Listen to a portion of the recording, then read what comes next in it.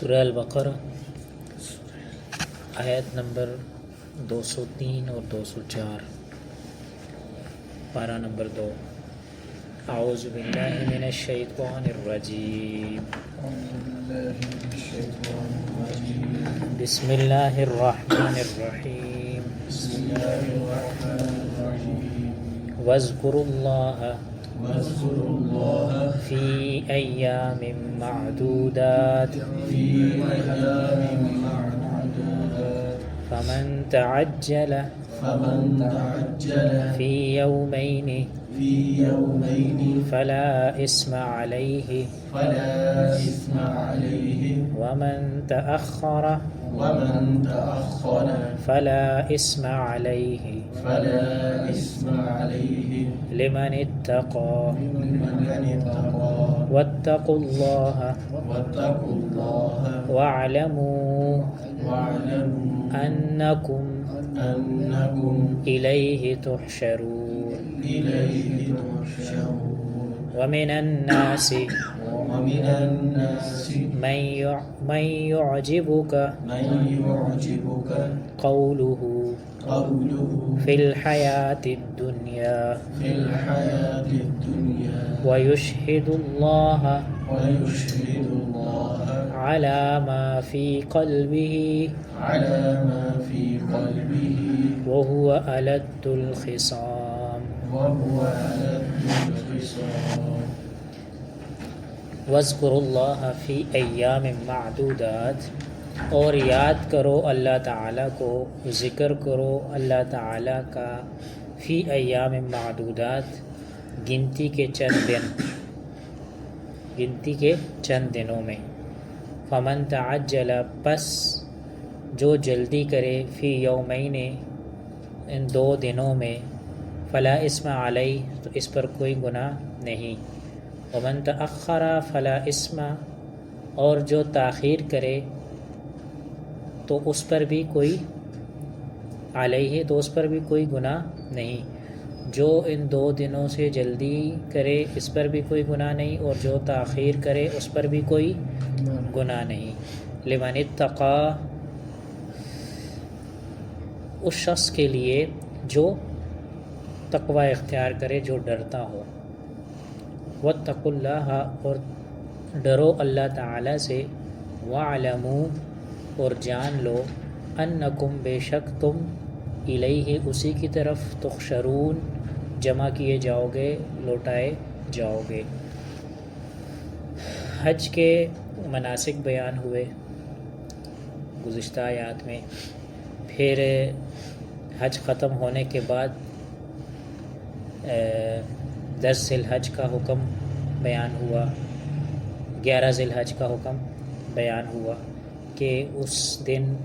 اللہ تبارک و تعالیٰ کا ذکر کیا جائے اس طریقے سے جیسے اپنے آباء و اجداد کا ذکر کیا کرتے تھے۔ میں بڑی تفصیل سے بیان کر چکا ہوں۔ اب یہاں سے یہ فرما رہے ہیں کہ اللہ کا ذکر کریں فی ایام معدودات، گنتی کے چند دن، یعنی کہ 11 ذی الحج، 12 ذی الحج اور 13 ذی الحج، ان دنوں میں منا میں رہنے کا حکم ہے۔ ایک تو یہ کہ ان دنوں میں نماز کے بعد تکبیرات کہی جاتی ہیں، اور ویسے بھی عام بھی اگر آپ کسی اور بھی جگہ پہ ہیں تو ان دنوں میں نماز کے بعد تکبیرات کہنا، اور ان دنوں میں اللہ تعالیٰ کو زیادہ سے زیادہ یاد کرنا، اس چیز کا حکم ہے۔ قرآن بھی حکم فرما رہے ہیں۔ تو کہتے ہیں کہ آپ ان دنوں میں اللہ کا ذکر کریں، یعنی کہ 11 ذی الحج، 12 ذی الحج اور 13 ذی الحج۔ اس میں شیطان کو کنکریاں بھی مارنی ہوتی ہیں، ٹھیک ہے، یہ بھی حکم ہے، اور اس کے ساتھ ساتھ جو ہے وہ اللہ تعالیٰ کو یاد کرنے کا، اللہ کا ذکر کرنے کا حکم ہے۔ لیکن فمن تعجل فی یومین، کہ جو یہ 2 دن مزید یا 3 دن مزید نہ رہے، صرف 2 دنوں پر اکتفا کر کے چلا جائے، منا کو چھوڑ دے۔ وہ 2 دن کون سے ہوں گے؟ ایک وہ 8 ذی الحج کو جب وہ آیا تھا منا میں، اور ایک 10 ذی الحج یوم النحر کا دن بھی منا میں اس نے گزارا، ٹھیک ہے۔ قربانی یہیں پر ہوئی تھی نا، 10 ذی الحج کو یوم النحر کا دن اور 8 ذی الحج کو ان 2 دنوں پر فمن تعجل فی یومین، اگر 2 دنوں پر اکتفا کیا اور 11 ذی الحج کو وہ نہیں ٹھہرتا مینا میں اور وہ نکل جاتا ہے تو فلا اسم علیہ، تو اس پر کوئی گناہ نہیں ہے۔ ومن تأخر فلا اسم علیہ، اور اگر وہ رکتا ہے مزید 11 ذی الحج، 12 ذی الحج اور 13 ذی الحج یہ رکتا ہے وہ کوئی بھی حاجی، تو تب بھی اس پر کوئی گناہ، لیکن لمن اتقا، یہ اس شخص کے لیے کوئی گناہ نہیں ہوگا جو تقوی اختیار کرے، تقوی اختیار کرے۔ یہ نہیں کہ حج تو جو ہے وہ دکھلاوے کے لیے کیا ہو، پھر ان دنوں میں بھی نہیں رک رہا، یا رک تو جاتا ہے لیکن ان دنوں میں اللہ کا ذکر نہیں کرتا، جیسے پہلے وہ میں پچھلی سبق میں ذکر کر چکا کہ وہ رکتے تھے تو 11-12 ذی الحج کو وہ کیا کرتے تھے، وہاں پہ وہ ایک میلہ ٹائپ لگاتے تھے جس میں وہ اپنے آباء و اجداد کی تعریفیں کرتے تھے، تو اگر وہ کام کرنے لگ جائیں رک کر تو پھر تو حرج ہے ہی ہے، ٹھیک ہے نا۔ اگر رکتے ہیں تو اللہ کا ذکر کرنا پڑے گا، اللہ کا ذکر نہیں کرتے، کوئی کسی اور وجہ سے رکتے ہیں تو پھر گناہ ہوگا، ٹھیک ہے۔ اور اگر نہیں رکتے چلے جاتے ہیں 10 ذی الحج کے بعد چلے جاتے ہیں تو بھی کوئی گناہ نہیں ہے اس بندے کے لیے جو تقوی اختیار کرے، جس کو پتہ ہو کہ بھئی میں نے حج اللہ کے نبی علیہ الصلوۃ والسلام کے طریقوں کے مطابق ادا کر لیا، اللہ کے حکم جیسا تھا ویسے میں نے حج ادا کر لیا، اس نے اپنے لیے استغفار، یہ بھی کچھ بھی گزشتہ 199 آیت سے گزر چکا ہے، اس نے اپنے لیے استغفار بھی کر لی، تقوی اس کو تقوی کہتے ہیں۔ اگر ایسا کوئی بندہ ہے اور وہ 11 ذی الحج کو وہاں سے نکل جاتا ہے تو اس پر کوئی حرج نہیں ہے، کسی قسم کا دم بھی لازم نہیں ہے۔ واتقوا اللہ، اور اللہ تعالیٰ سے ڈرو، پھر اللہ تعالیٰ حکم دے رہے ہیں کہ اللہ سے ڈرو، کیونکہ ان دنوں میں کچھ ایسی غلطیاں انسان سے سرزد ہونے کے خدشات ہوا کرتی ہیں، تو اس وجہ سے اللہ تعالیٰ بار بار فرما رہے ہیں کہ اللہ تعالیٰ سے ڈرو، تقوی اختیار کرو۔ ایسے ہی نہیں کہہ دیا جاتا کہ جو حج سے واپس آتا ہے تو وہ ایسا ہے گویا کہ ابھی ماں کے پیٹ سے پیدا ہوا ہو، یہ ایسے ہی نہیں ہے، اس کے پیچھے بہت بڑی حکمت ہے، اور وہ حکمت یہی ہے کہ وہاں پہ غلطیوں کو چھوڑا جائے، اور جیسے اللہ تعالیٰ نے احکامات ادا کرنے کا حکم دیا ہے ہو بہو اسی طریقے سے احکامات ادا کیے جائیں اور اللہ تعالیٰ سے معافیاں مانگی جائیں، تو تب جا کر وہ والی فضیلت حاصل ہوتی ہے جو ہم اکثر سنتے ہیں۔ کیونکہ یہ دیکھیں ہر آیت کے اندر اللہ تعالیٰ ہمیں حکم دے رہے ہیں کہ ڈرو، استغفار کرو، تقوی اختیار کرو، تو یہ چیزیں بھی اس میں ضروری ہے، کیونکہ قرآن میں جو چیز اتر چکی ہے وہ فرض کے درجے میں ہے، وہ فرض کے درجے میں، اس کا کرنا ضروری ہے، اس کو چھوڑ نہیں سکتے ہیں، یا اس کو اپنی مرضی پہ نہیں چھوڑ سکتے کہ کر لیا تو ٹھیک ہے، نہ کیا تو نہ صحیح، ایسے نہیں کر سکتے، اس کو کرنا ضروری ہے۔ تو یہ تقوی کا حکم جو بار بار آ رہا ہے تو تقوی اختیار کرنا پھر وہاں پہ ضروری ہے، ان گناہوں سے، ان غلطیوں سے اپنے آپ کو بچانا ہے جن غلطیوں کے ہونے کا خدشہ وہاں پہ ہوتا ہے۔ وَاعْلَمُوا، اور جان لو، أَنَّكُمْ إِلَيْهِ تُحْشَرُونَ، کہ بے شک تمہیں اللہ کے پاس واپس جانا ہے، اللہ کے پاس واپس ہماری پیشگی ہونی ہے۔ وَمِنَ النَّاسِ مَن يُعْجِبُكَ، اور لوگوں میں سے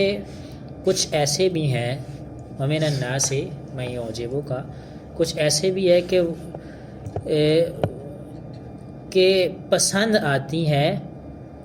آپ کو، قولہ، ان کی باتیں، ٹھیک ہے، فی الحیات الدنیا، اس کی دنیا کی زندگی میں، ویشہد اللہ، اور وہ گواہ بناتا ہے اللہ کو، علامہ، اس چیز پر، فی قلبہ، جو اس کے دل میں ہے، وہو الد الخصام، حالانکہ وہ سخت جھگڑالو ہے۔ اس کا بعض علماء نے خصام کا ترجمہ منافق بھی کیا ہے، حالانکہ وہ سخت منافق ہے۔ منافقین میں دو طبقات ہوا کرتے تھے، ایک تو یہ کہ جن کے الفاظ سے جب وہ بات کرتے تھے الفاظ کی ادائیگی سے پتہ چل جاتا تھا کہ یہ بندہ منافق ہے، لیکن کچھ ایسے بھی تھے کہ ان کے الفاظ سے وہ بڑے مخلص نظر آتے تھے، لیکن وہ اپنے کردار سے 100% جو ہے اللہ کے رسول صلی اللہ علیہ وسلم اور دین اور اسلام کی مخالفت کیا کرتے تھے۔ الفاظ سے تو نہیں لگتا تھا کہ یہ منافق ہے، لیکن کردار سے وہ دین کی مخالفت اور اللہ کے نبی علیہ الصلوۃ والسلام کی مخالفت کرتے تھے۔ تو الفاظ ان کے ایسے ہوتے تھے کہ جب مسلمان ان کے الفاظ سنتے تھے تو ان کو بڑا اچھا لگتا تھا۔ کیونکہ وہ اپنے الفاظ ادا کرتے ہوئے اللہ کو گواہ بنا لیتا تھا کہ بھائی میں جو بات کر رہا ہوں اللہ اس بات کو جانتے ہیں، اللہ اس بات پر گواہ ہے کہ میں جو بات کر رہا ہوں یہ حق اور سچ ہے، ٹھیک ہے۔ اور حالانکہ یہ چیز غلط ہے، بلکہ کہا جاتا ہے، علماء نے لکھا ہے کہ جو منافق ہوتا ہے وہ بات بات پہ قسم اٹھاتا ہے۔ ہم نے جھوٹے کے ساتھ سنا، لیکن علماء نے یہاں پہ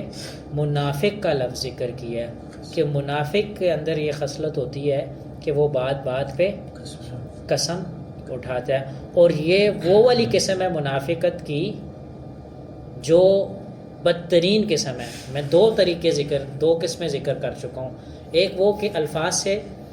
ادائیگی کرتے ہوئے پتہ چل جاتا ہے کہ یہ بندہ منافق ہے، لیکن ایک وہ ہے کہ جو اللہ کی قسم کھا کر بھی منافقت کر رہا ہوتا ہے لیکن سامنے سے ظاہر نہیں ہو رہا ہوتا، تو یہ سخت ترین منافق ہے۔ اور ایسے منافق جو ہے وہ